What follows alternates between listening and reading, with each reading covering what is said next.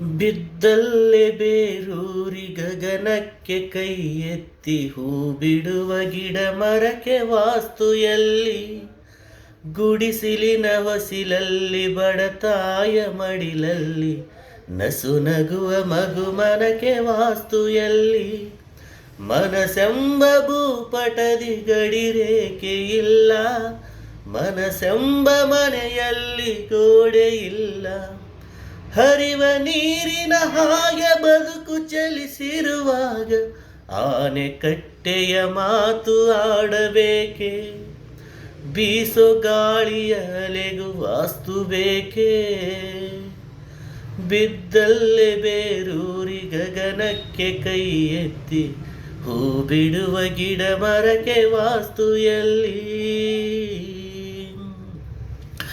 ಎಂತಹದೇ ಇರುಳನ್ನು ದಾಟಬಹುದು ಹಚ್ಚಿಟ್ಟ ಕಂದೀಲು ಕೈಲಿದ್ದರೆ, ಹಣೆ ಬರಹ ಕೈಯಾರೆ ಬರೆಯಬಹುದು ಎದೆಯಲ್ಲಿ ಅಕ್ಷರವ ಬಿತ್ತಿದ್ದರೆ.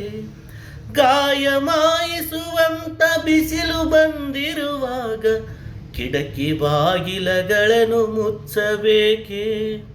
ಹಕ್ಕಿಗೂಡಿನ ಒಲೆಗೂ ವಾಸ್ತು ಬೇಕೇ? ಬಿದ್ದಲ್ಲೇ ಬೇರೂರಿ ಗಗನಕ್ಕೆ ಕೈ ಎತ್ತಿ ಹೂ ಬಿಡುವ ಗಿಡ ಮರಕ್ಕೆ ವಾಸ್ತು ಎಲ್ಲಿ?